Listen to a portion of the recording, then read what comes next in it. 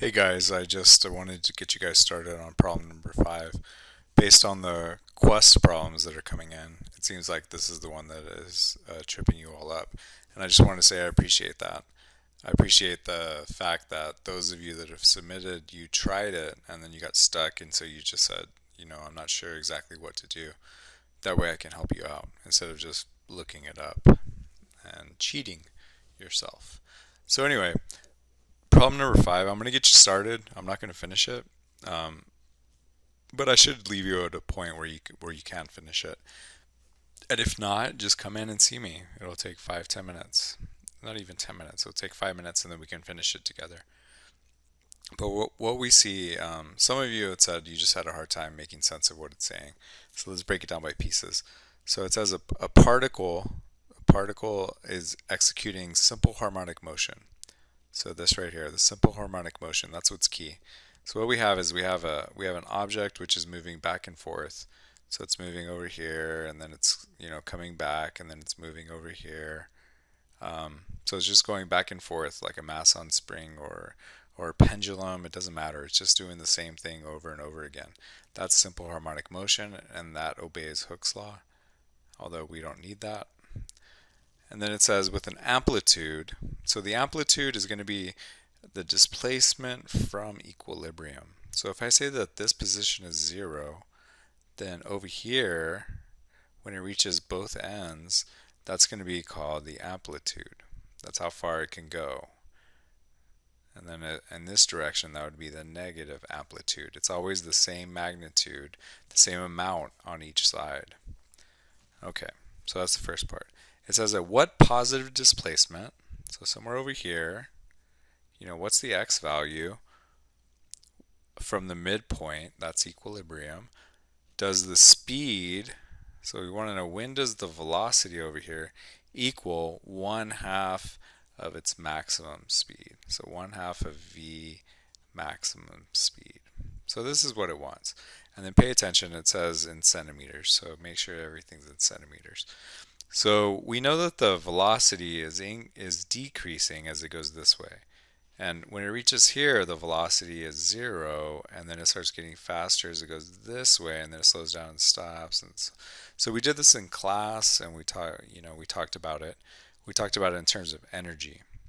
So when it comes all the way over here, it stops for a split second. So what you have over here is you have potential energy.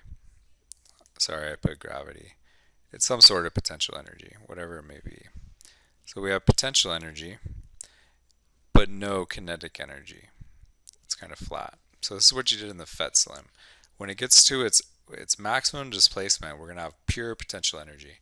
Same over here. It's the same on the other side. In between, all of that potential energy becomes kinetic energy. So we have all kinetic energy, which is the same as this one, but no potential energy. And in between, so like right here, we would have some potential energy and some kinetic energy. Whatever it may be. And this would be the total energy. That's the key. So we're going to use all three of these in order to solve this problem. So the idea is at any point in time, the total energy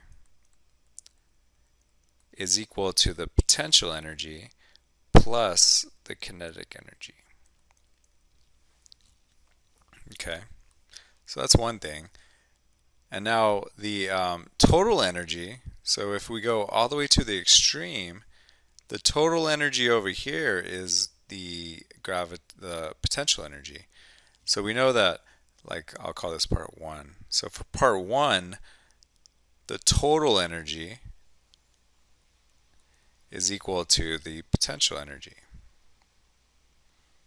And the potential energy, in this case, is going to be 1/2 k x squared. Now the thing is x, since I'm all the way over here, my x is a, or this way, I guess, a. So we'll change that, and we'll say, well, the total when it's all potential energy is 1/2 k a squared. So that's the maximum amount of energy that you have. And then what we can see is that all that energy becomes, so this is like part one. Part two, all of this energy becomes kinetic energy. So for part two, the potential energy becomes kinetic energy. So my kinetic energy is 1/2 Ka squared. I'm sorry, my potential energy. That's the maximum, that's the total. And that all becomes kinetic energy. That's 1/2 mv squared. But we have to think about this v. Since I'm at the middle and it's all kinetic, that's my v max. So with this, I can solve for v max. Now the thing is, you don't know a lot of these values, so you're going to have to do this algebraically. But you can see, so we figure out the total potential energy. That's the total, right? When it's all potential. And then we shift that over to kinetic to find v max. Once we have v max, well, we know we want the velocity of 1/2 v max. And this is going to come back over into our original equation. So E total, this part right here, is whatever this quantity is, 1/2 Ka squared. That's my total energy. And then your U is going to be 1/2 Kx squared, because we want to know where is it. It has both parts. So this is 1/2 Kx squared, and then 1/2 mv squared, but v needs to be 1/2 v max. So anyway, you use these two in order to solve this. And then things should cancel out and it should work out pretty nicely. So anyway, hope that helps in getting you started. If not, come see me right away.